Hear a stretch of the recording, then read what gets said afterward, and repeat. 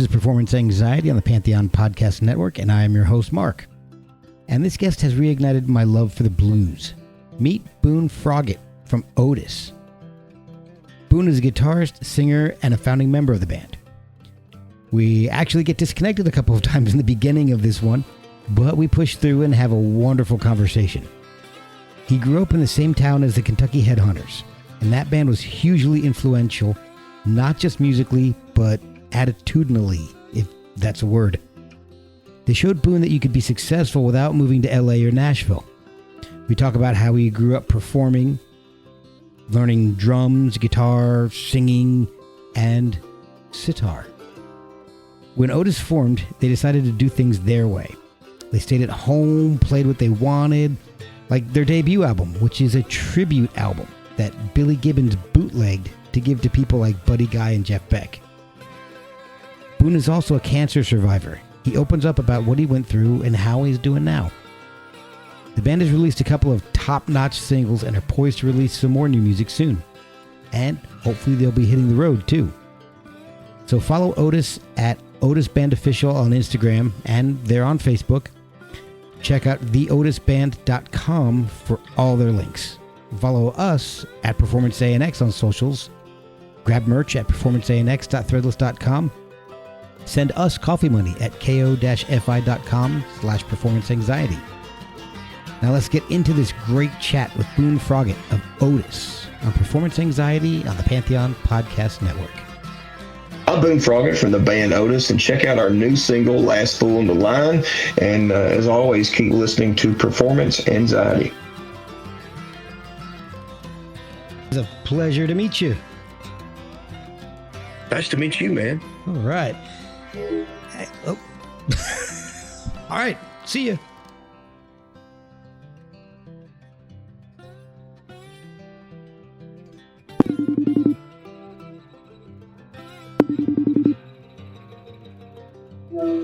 Hey, man, I don't know what happened there. I was like, that's the fastest podcast ever. Man. They usually last a little bit longer than that, but. Yeah, no kidding. Oh, awesome, man. How you doing? Good. You doing all right? Yes, sir. Well, I will be in a minute. So. There you go. There we go. A nice little sip of Woodford Reserve. Almost gone. Hey, I'm a Kentucky boy. I can dig that. I was doing as much research as I can on you, and I found out that not too long ago, you fought thyroid cancer. So I wanted to find out how you're doing and see how you're feeling. I'm doing good now, man. It was in 2020 when I found out that I had that going on. Wow. And it took about a year to get it all sorted out. Had to get my thyroid removed and take radiation. And it's just a crazy time, man. And right in the middle of the pandemic. Yeah, exactly. We went through a lineup change around the same time. So our original drummer decided he wanted to stay home, do the family thing. And original guitar player decided he wanted to play bass in an active rock band. So I just left the co-founding member, John, and myself, and just writing songs and me trying to get through this thyroid cancer mess. And it was a hurdle for sure. But you're doing okay now. Everything's all good now, man. We started back touring last year, did about 20 dates, going to do about 40 this year. So we're back on the right road. Excellent. And well, I'm hoping you come to my area because I live a little outside of Washington, D.C. So love to see you guys. Cool. So beyond that, so we know you're doing good now, but I want to find out a little bit about how you got into music in the first place. So you are from the same area of Kentucky as the Kentucky Headhunters and a band that I love, Blackstone Cherry. So what is it about that place? You guys, there's some awesome bands coming out of that area. What is there something in the water, or is there something that you guys music that you guys are growing up on that just makes for good musicians? I think so, man. I mean, we're geographically placed in the middle of the nation, so we get all the good influences, man. We got bluegrass country that come right from our state, but Chicago's just right above us, so we get the good Chicago blues thing. And then below us, we got, Alabama, Georgia, get that good first wave of Southern rock going, Allman Brothers, Marshall Tucker. And then, you go down to Mississippi and you get that Delta heritage in there as well. So it's a great place to come up and bring a band up. But in our area specifically, what really kicked it off was the Kentucky Headhunters. Okay. I mean, because I remember growing up and just seeing their bus, leaving a little grocery store here in town. And it was kind of like the signal of, you can do it from here. You don't have to move to Nashville or LA or wherever the hot city may be at the moment. You can do it from right here at home. And that always was a big influence on it. Yeah, that's got to be kind of inspiring, knowing that this big successful band kept to their roots and just stayed put, really. Yeah, and of course, Richard, his son, is John Fred, who's the drummer for Blackstone Cherry. So that's the connection there. What were you growing up on? What I know you have music in your family. So what were you listening to, and what was influencing you as a kid? I had an interesting musical diet growing up, man. Like my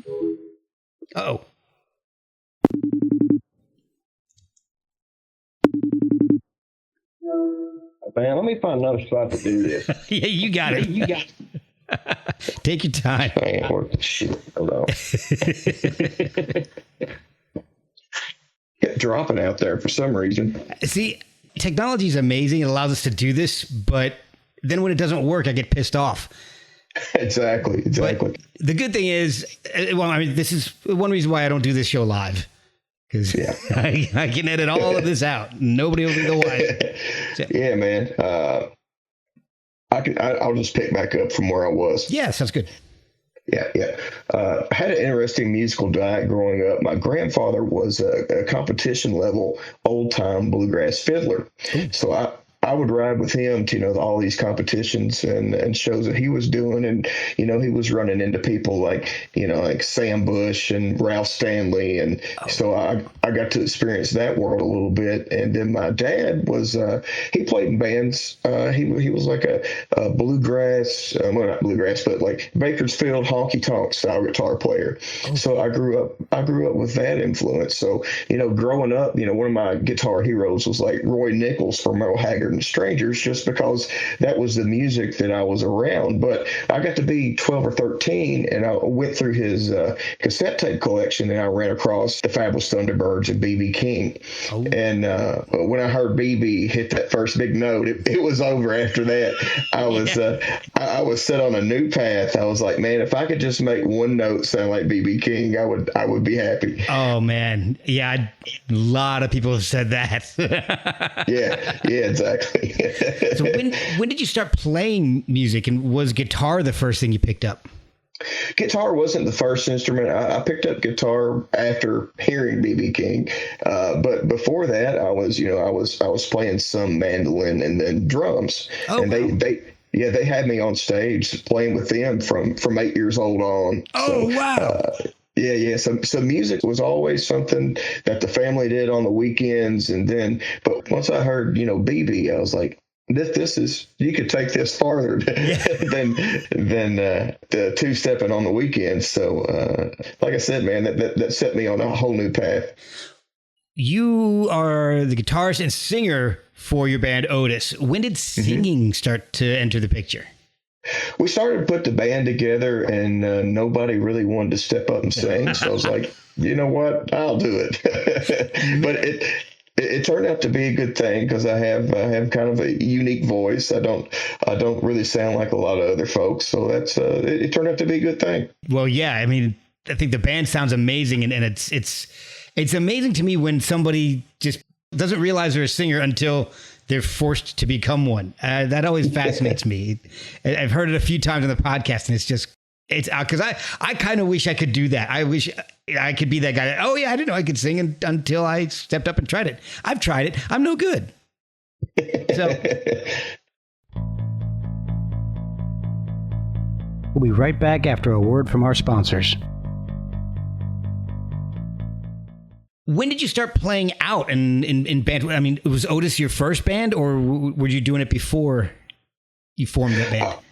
Yeah, Otis was pretty much my first band, man. It's been kind of a long journey. Our first album came out in 2014, Tough Times, a tribute to John Brim. So there were some formative years before the first album that we spent, kind of doing local shows, figuring out what it meant to be a band, and then, once that first album came out, then we got a chance to do some more serious touring. But no two bands past are the same, and ours has been a little longer winding road, but I feel like that we're where we're at now for a reason. Well, slow and steady growth is sustainable growth, and it's true growth. Yeah. So it's yeah.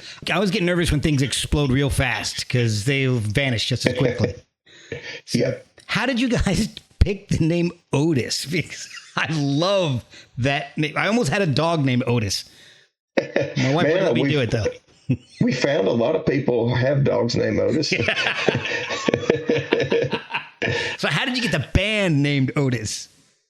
Well, that came from Greg Martin from the Kentucky Headhunters. There was a band in the 1970s in Louisville named Otis, and they were playing kind of blues rock stuff, but they never really made it past the local scene. But the name always stuck with Greg. He's like, man, that's a great name, especially for a blues rock band. Oh, yeah. So we started coming up, and he heard the kind of music we were making, and he's like, you guys should really think about adopting this name. So we took it and ran with it. And of course, we get asked about, the Andy Griffith show a lot now, but yeah.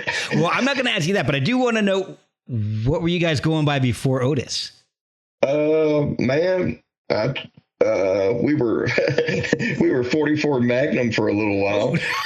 Yeah, that definitely has a blues rock connotation. Yeah, man. I like it.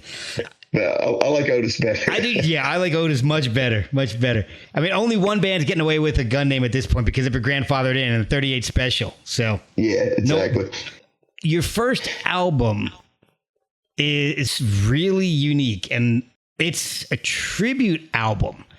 What made you take that route? I mean, first of all, how did you pick the subject matter of the album? Because it's a tribute to John Brim, who, if you're not, deep in the blues, you may not recognize that name. So as a debut album for a newish band doing tributes to a blues artist that isn't a household name seems kind of risky.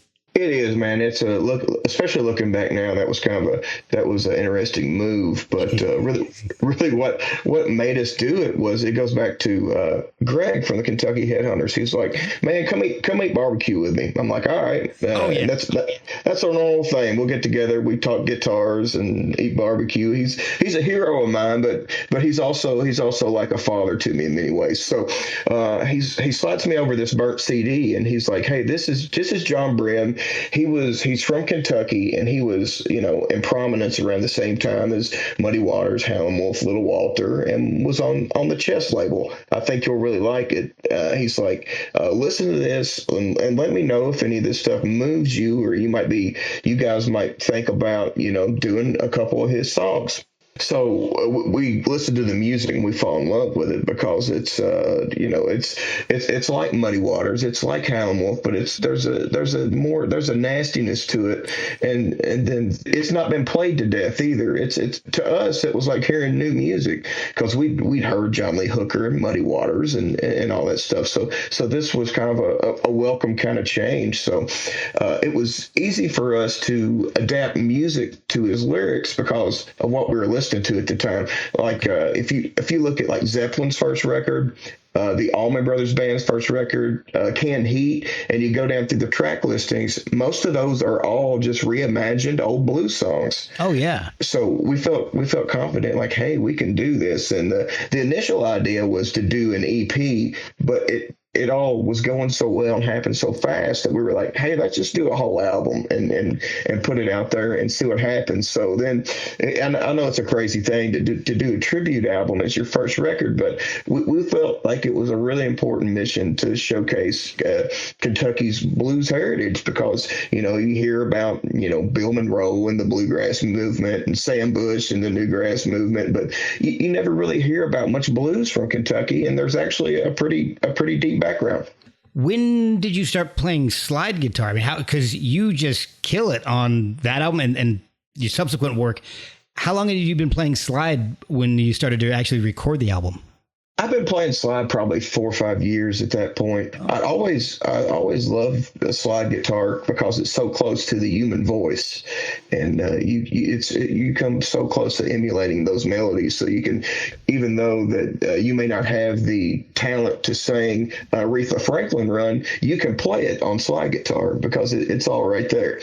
So all that all that gospel stuff, Aretha, Mahalia Jackson, it's all right there if you search for it. So. And that's what I love about slide guitar and the open tunings. They sound so big, man. Yes. It's just like this big, wide voice, and I've always been drawn to it. I started listening to the music a little while, about a week or so now, and in preparation for this podcast. And man, I got to tell you that I try to go chronologically. Dude, Lifetime Baby. I don't know what you guys are doing, but that is the raunchiest guitar sound I have heard in forever.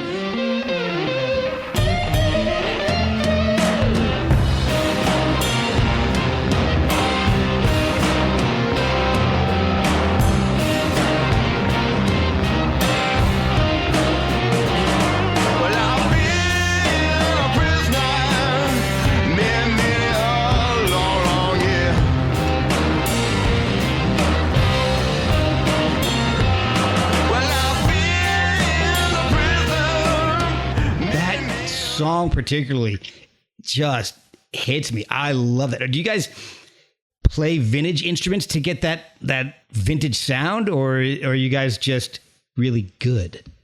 Or both?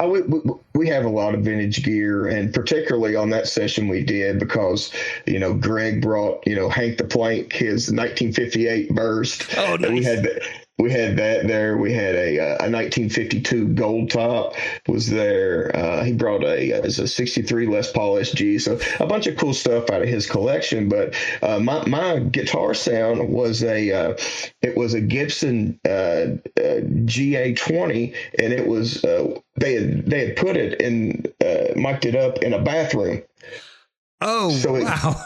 Yeah. So it was kind of this warehouse place that engineer David Beck had turned into a studio, and he kept the bathroom was original, so he still had like the shower and the tub in there. So we just put the amp over right in the tub there, mic'd it up, and it was just the coolest sound. It had the enamel tile, enamel floor, so it was bouncing all over the place in there. So a really cool sound. Dude, I love hearing stuff like that. Just weird recording techniques to get the coolest sounds. I love that stuff. Yeah. So were you guys playing out a lot at that time, or were you just more working to hone your sound locally?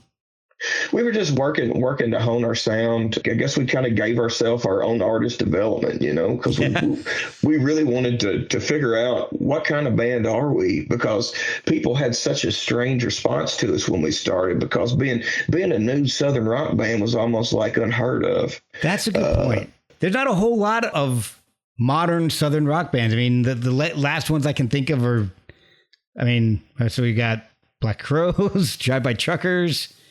Yeah. Blackberry Smoke that's the one I was thinking of. They've done it, but at the time they hadn't really took off yet either. So after including you guys, I can think of like 4 since like 1990. So it's an unusual sound now. Yeah. So when we first started, people was like, "What is this about?" So we took some time to develop our sound, because it's one of those things. If you don't know who you want to be as a band, somebody will tell you who to be. And I didn't want to be in that boat, because the active rock thing was so big, and everybody was like, "Man, you guys need to tune down, and you need to do this, and you need to do that." And I'm like, "No, I know what we need to do. Yeah, we just need to refine it and get good at it, Yeah. Get your 10,000 hours in. Yeah, exactly. What I like about the sound of the band is that I hear a lot of influences in it. You guys have your sound, but I can hear what influences you. And it's not just Southern rock. I hear So there's definitely Almonds, Derek and the Dominoes, and of course some Skinner licks. But I also hear a lot of like Fame studio sound, you know, the Swampers and Muscle Shoals sound. And I mean, that's old soul and R&B in there. It's an amazing, wonderful mix of different sounds. And it's like you said, it's a really refreshing take on a genre that I think deserves to be, I don't even know if I want to say revived, because I don't know if you want to say Southern rock, but I think there needs to be more focus on bands from that area that are playing good old classic rock sounding music.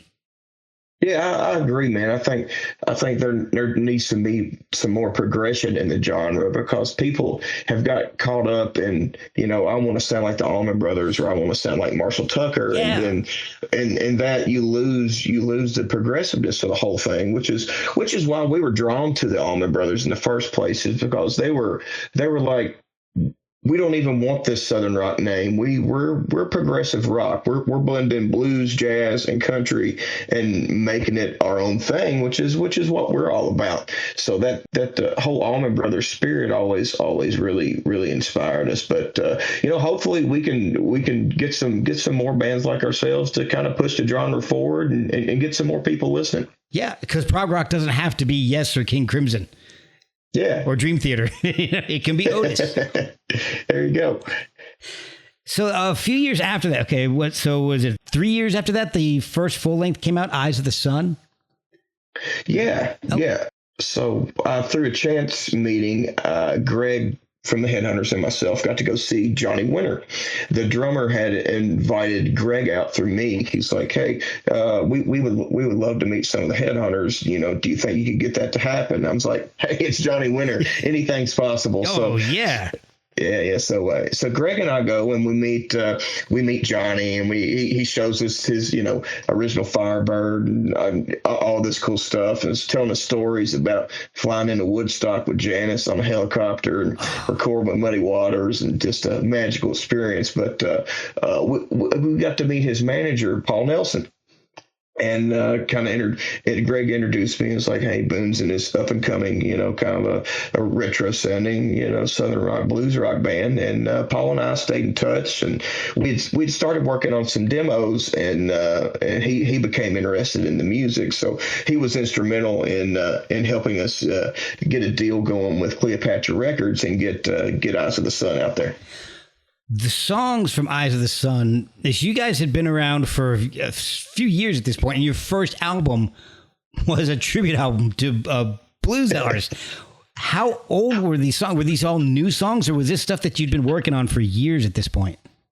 Some of them were new, and some of them had been around a while. It was kind of a mix, and kind of what we were doing is we would write a song, then take it out live and gauge the audience's response to the arrangement, and then just kind of go back and tweak a little bit. So we were taking our time, you know, putting this music together. So by the time we got to make this record, we knew exactly what we wanted to do. And there's only one cover on it, "Washed My Hands." Yeah. So it's a great sounding album. I mean, "Blind Hog" is a great song.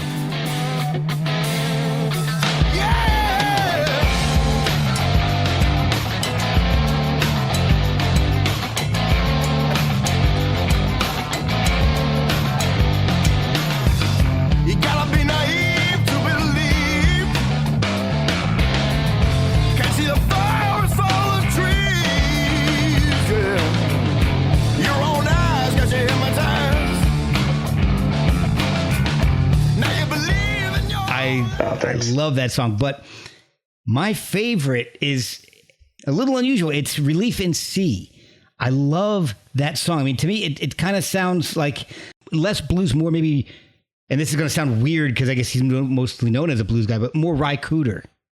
Yeah. And at the very end of that song, it sounds like Ry covering Led Zeppelin.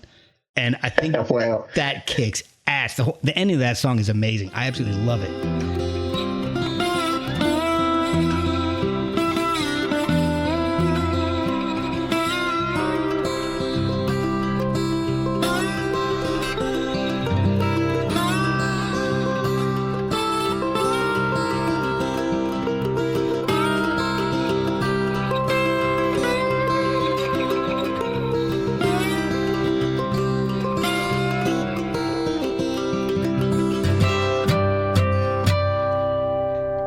album that Billy Gibbons was basically bootlegging and giving to people for, or was that a tribute album? That was the first record. The first record. But hey, Jimmy Hall played harmonica on that album. He's the band leader for Hank Jr. He sang with Jeff Beck. He's famous for Wet Willie. He was out there. Jeff and ZZ were doing some dates, and he calls us and he's like, "Man, Billy's out here burning copies of your first album." And he's like, I said, "I personally seen him give one to Jeff Beck and Buddy Guy, and there's a couple other names." And it's like, man, is it we can die now, because that's pretty cool. Billy F. Gibbons is bootlegging your album for you. That's amazing. That's definitely the first time I've ever heard that. We'll be right back after a word from our sponsors. So how did he find out about you guys? Did you ever find out? I mean, because you actually have met him and worked with him. What kind of work? You toured with him, right? Yeah, we've opened for ZZ some, and we've he's had us backstage, and when that ZZ Top's coming through, and he was playing one of the songs as walk-on music for Billy Gibbons and the BFGs when he was doing that. Oh, dude, that is amazing. Oh. Yeah. He's been a great friend of the band. But how it all happened was Greg and I from the Headhunters had gone down to Nashville to attend the funeral of Brian Farmer, who was the guitar tech for Government Mule and the Allman Brothers. Okay. So we were headed back home, and he gets a call from Billy, and Billy's like, "Hey, I'm in Nashville for a couple days. If you guys, if you're free, I would love to, eat supper with you, catch up or whatever." So we turned the van right around. We didn't waste no time. Yeah, when the Reverend calls, you gotta go. So we went and had dinner with him and his wife Gilligan, and it was so cool because he was so monumental to me as a player, and I love ZZ Top, and Billy's a great advocate for the blues, and he knows the history of it all so well. So I was absorbing so much information, during just hanging out with him. So. Toward the end of the night, Greg slides a CD over to him, and he's like, "Man, you might use this as a drink coaster. You might really enjoy it, but here it is. Check it out." And sure enough, he called us in a couple of days and was like, "Man, this is authentic stuff. You guys are listening to the right stuff. The tones are great." And he was asking us how we got some of the sounds on it, and he even had his studio engineer call us and have a more detailed conversation about the mics and the tones and stuff. So and the bathtub. It was just like, we got to tell him about the bathtub. Well, you got to get this specific tub. Yeah. but yeah, man, then he gave us the press quote, had the secretary send a press quote, and then he started mentioning us in podcast interviews and radio interviews. So we had all these people discovering us, and they're all just like, "Yeah, Billy Gibbons told me to check out your band." That is amazing. Wow. And if Billy Gibbons tells you to check it out, you have to. Yeah, so I guess doing the tribute as a debut album kind of worked out. It was risky, yeah, but it worked. There's 3 years between the first album and the second album, and as we mentioned a little earlier, you had some health issues that I'm sure delayed writing and recording anything, and then the pandemic. So everything was shut down for quite a while. So you guys, you're kind of fighting uphill in the, for the past couple of years, but you've got some new singles out, and the first one was a cover. Yeah. You guys do some pretty amazing covers, but you like some kind of obscure songs. I think that's really awesome. I love it. Yeah, when we do a cover, we try to look for something that needs to be heard, something that's not been played so much, and it got to be something that moves us first, because we're not just going to cover something for the sake of covering it. We're covering it because it means something to us, and we want to push that music forward. And that was the deal with "There's a Break in the Road," the Betty Harris song. And if you don't know anything about Betty Harris, she was kind of like the soul queen of New Orleans. Orleans. So you had a lot of some of the Meters guys played on that recording. It was written by Alan Toussaint, so it was just like you can't get no more New Orleans than this track. I mean, it's killer, and where we were at in our career and in our lives, this song really resonated with us. So it moved us enough that we're like, yeah, we're going to show everybody that we're back with this song. Well, everybody find their own thing, and I guess you think you found yours. Your thing's supposed to burn so hot like nothing ever before. Like last year's model, whoa, you put me down. And when you misuse the one that's been good to you, don't you know you're bound to go down? 'Cause there's a break in the road, there's a break in every road. But I got mine. So that's what we ended up doing. So outside of the pandemic and the health issues, were you writing and working on new music? I know you had band members leave, like you had mentioned earlier, and all the other stuff going on. Did you have to put everything down for a little bit, or were you constantly working throughout that whole time? We were pretty much working the whole time. John and I got together a couple nights a week and just wrote for our sanity, because it's the only thing that we really could do. We weren't saying a lot on social media because I didn't want to get into the whole health thing with the band. And, we posted about the departures and things like that. But it was like writing was the one thing we could do to keep the wheels rolling. And it was a good reset for us, because it gave us another chance to think about what the future of Otis could be and what kind of a band we wanted to be and what we wanted to create, and improve on things that we had done before. So I think looking back, I think the universe just kind of put everybody where they belong. But at the time, it seemed pretty scary, just trying to figure out where I was going to land health wise, and if I would even be able to do it. I had these, the cancer had like projectile, like tentacle looking things, and they were wrapped around my vocal cords. Oh. So what was supposed to be a 3-hour surgery turned into like a 7-hour surgery, because the surgeon just had to, to scrape that stuff off my vocal cords. And it's, I'm very lucky that I can sing. Oh my God.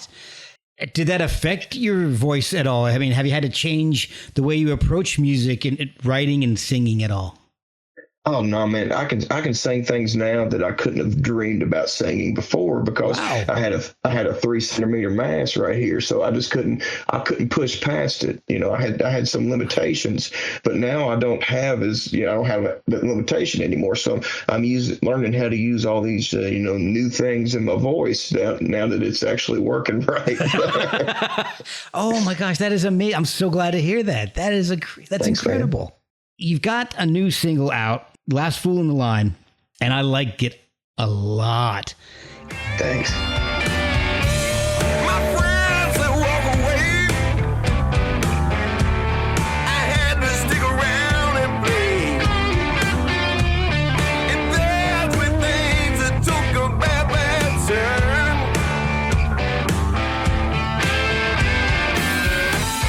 I've always been the foolish kind. I guess I gotta be the last fool in the line.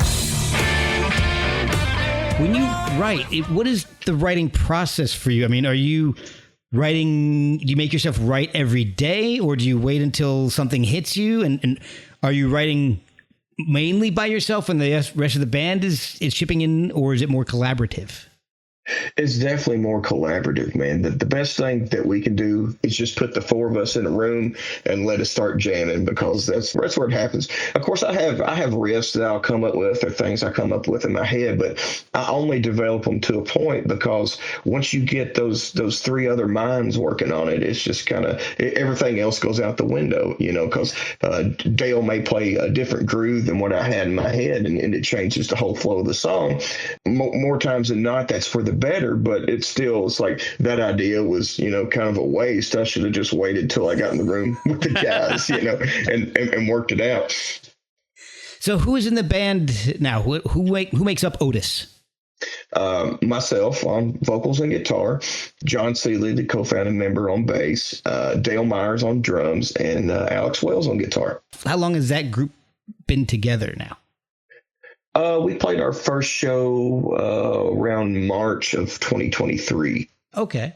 Oh, yeah, so we fairly new iteration, kind of, but it is. Sounds and tight. The response has been great. Of course, when it first started, John and I were terrified because we're like, is people going to, accept this new Otis, or they're going to tell us to go back to the house or what, So people's loved it so far, man. People seem to have received this really well, man. This single, man, we've got a lot of attention on this thing. Joe Bonamassa just added it to Cutting Edge Blues and Cutting Edge Rock, two playlists he has on Spotify. We got picked up on Tracks of the Week by Classic Rock Magazine, and over 27,000 streams now on Spotify. So it's kind of took off on us.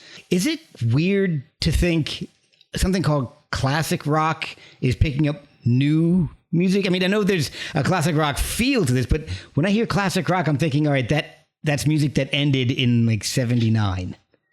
You shouldn't be playing anything from there's classic rock, and then there's 80s, and then there's 90s.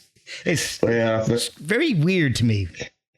I think, people just don't know what to do with us sometimes. So we show up in some interesting places.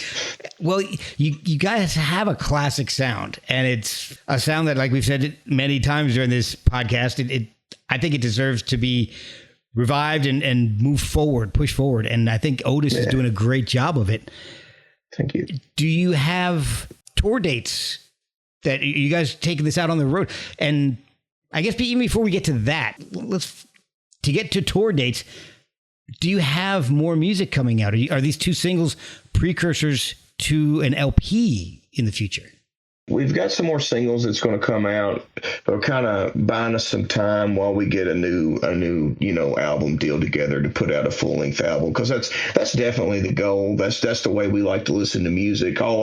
That's us is opening up that Physical Graffiti or Yes Songs or Muddy Waters, whatever it may be, and looking at the art and the track listing. So we want to give people that experience, but it does take some legwork to get it done.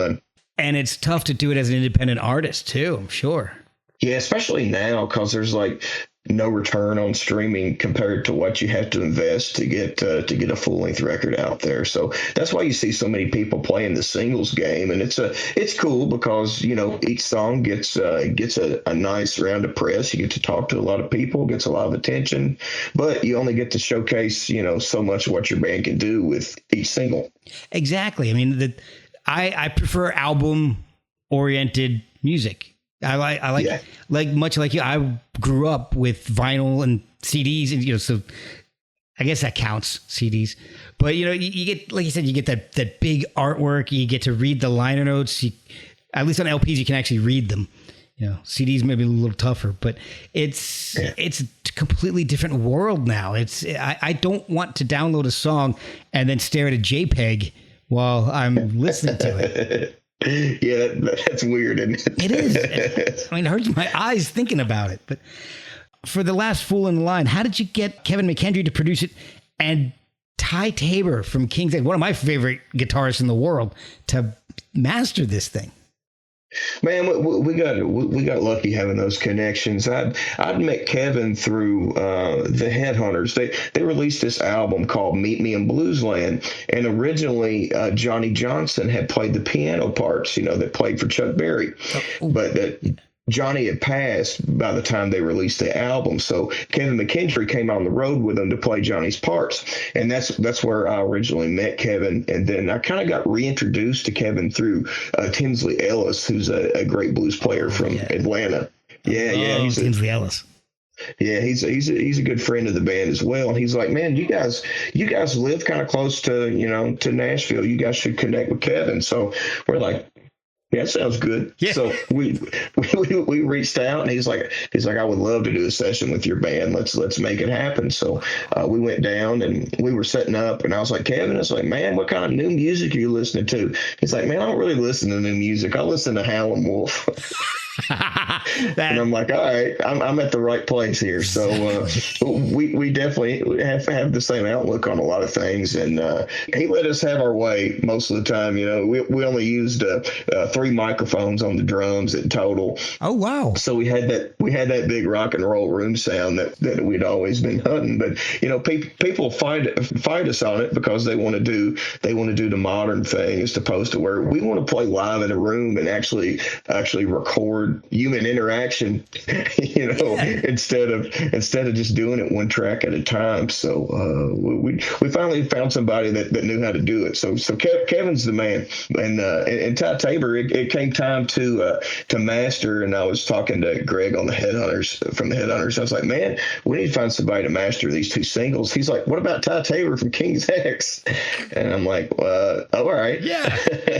So a couple emails later, he was like, yeah, man, send me the files. You sound like a cool band. So yeah, it's we got to work with some great people on this one, and I'm really proud of these singles, man. They sound good. Well, you should be, and I think it's a testament to the sound of the band that these amazing people want to work with you, not just you want to work with other people. I mean, your band, you put the work in, you've done your homework. You know, you love the old blues and soul, and you can hear it in the music, and that draws in the kind of people that obviously you want to work with.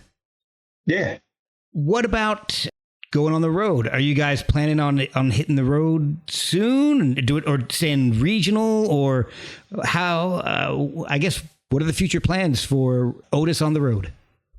Man, we got to play about 20 dates last year, and we're probably looking at 35, 40 this year. But we've got to branch out some this year. We got to go play the Iridium in New York City, which is, you know, a place we've always wanted to play because of Les Paul. That was kind of his hangout there in the city when he was home. And you know, you walk in there and you see pictures of Mick Taylor where he played there, and Charlie Watts, and you're like, yeah, this is the place to be right here. So it was really honored to play that, and we've got to do some shows with Jackal this year. Oh, cool! Yeah, Wayne Baker Brooks, the Kentucky Headhunters. It's been fun to make the rounds. So we're adding some dates. So it's good. Good, and I hope you end up coming to my area, because I've seen some live clips. Haven't had a chance to see you guys live yet, but I've seen some live clips, and one of the things I think is just fantastic is that the band sounds better live than the studio. The studio stuff sounds amazing, but you guys, there's just so much energy, and it's such the performances from what I've seen are so fiery.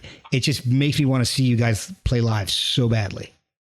Oh man, if we get anywhere close, you reach out. We'll put you on the list, man, for sure. And man, live in a live setting is just where we shine. It's natural to us, and you know, we feed off the energy from each other, but mostly just from the audience, man. If the audience gives us anything, we give them twice as much back. So it's fun. It's great, and it goes on like, in my experience, it's been blues-based music that gets the most emotion out of the audience, out of the crowd. I've seen some amazing performances that, you know, some prog rock, some classical, some amazing vocal performances, but nothing really gets the crowd fired up like Down and Dirty Blues. I know there's something to it, man. There's a spirit to it, and if you play it with reverence and do your homework, you can capture some of it. And it's one of the most amazing things that, you know, America's gave the world is this blues stuff, man. Oh yeah, it's primal, and if you play it with conviction, you can feel it in the crowd. The crowd can tell that you guys are authentic.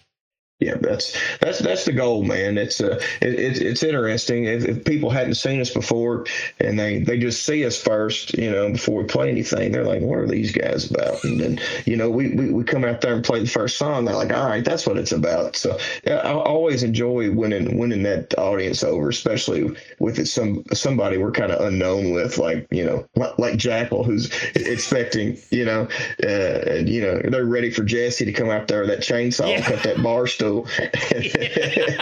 but they got to hear us first to get there, so they got to figure out what we're about. Exactly. And I can only imagine that bands like that, I mean, that seems to be like an audience that's just perfectly suited for you guys, like bands like Jackal and ZZ Top. So yeah, I don't like conjecturing, so I was thinking, like, if there's somebody you could tour with actively right now, who would you be? I kind of hate those questions, but I'm going to ask it anyway.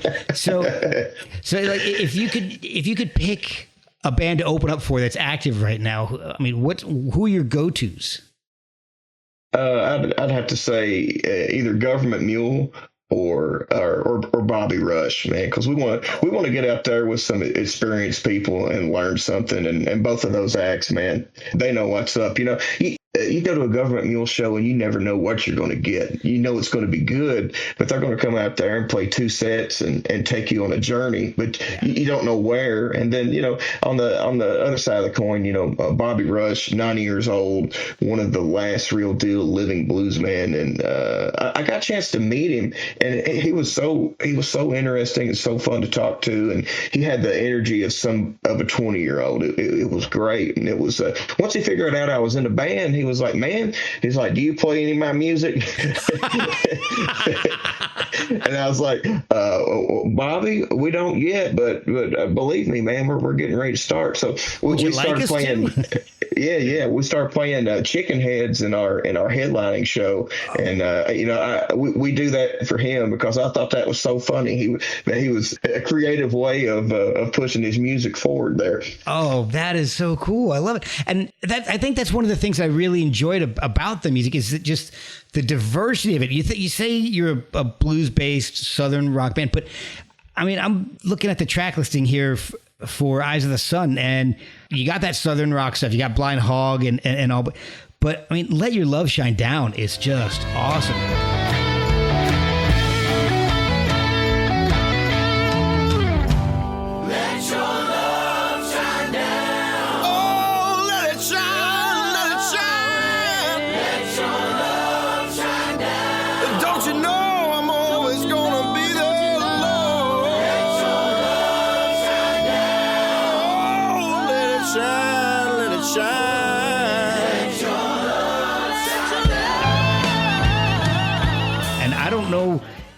That I would classify that as more of a Southern rock sound. It's a little more ballady to me. It's just a really well written song, but I just love the different styles that you guys incorporate. And like I said earlier, Relief in C sounds like nothing else on the album. Those are the kind of things that stick out, and those are the kind of things I love. Like Led Zeppelin, Brum Ra, that one instrumental track on Physical Graffiti that they end with. That comes out of nowhere. It's a weird little thing. We were definitely thinking about Led Zeppelin 3 when we did Relief in C, and we placed it in a place in the album to kind of give you a break from the rock and roll stuff, and to kind of wash your mind a little bit. And I think people don't think about track listing enough these days because we're releasing singles. But when you look at those, those great classic albums, man, none of that stuff was by mistake. It was all intentional.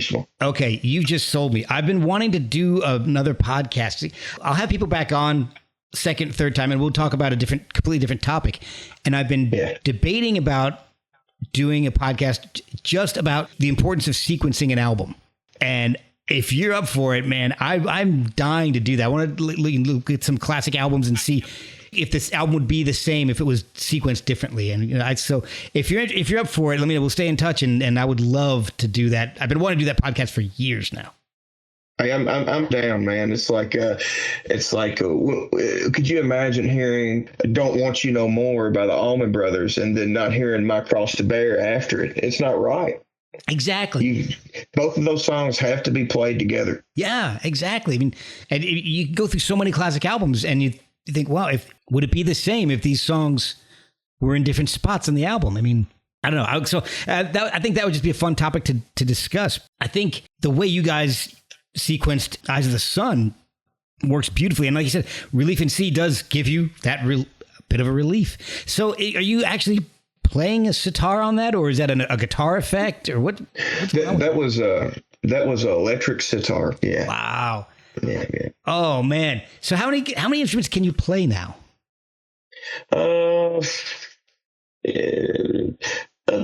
3 or 4, but I play guitar way well than way better than I play anything else, man.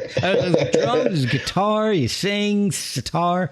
Yeah. Man, so, well, what is the best way for people to follow the band and find out information about the new singles that are coming out, the upcoming singles, hopefully in the not too distant future, and the LP and some tour dates?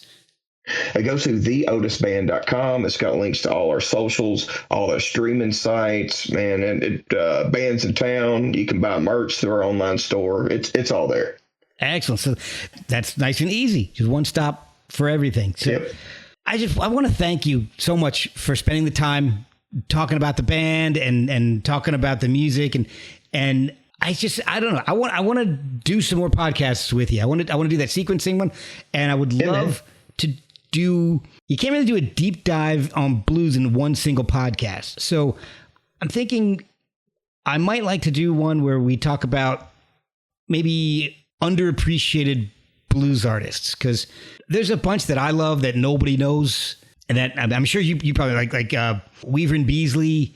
Oh yeah, Barbecue Bob. Love Barbecue Bob. Oh yeah. And then there's one guy that I found, a friend of mine turned out to be related to him, a guy named Dan Pickett. And if you definitely should check out Dan Pickett's work. He just put out singles in like the 50s.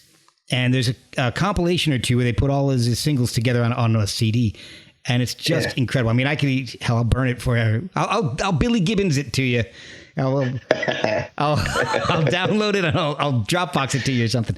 But yeah, man, it's awesome stuff. So if you're interested in doing a couple more, let me know, because I'm kind of inspired now to go back and actually do some of these that I've been wanting to do now for a while. Hey man, I'd love to do both those, man. That'd be a lot of fun to nerd out on both those topics. Oh yeah, and what I normally do is I normally get like one or two former guests on, and we'll pick that topic and we'll talk about that. So I've actually made some pretty cool connections with some of these. So who knows?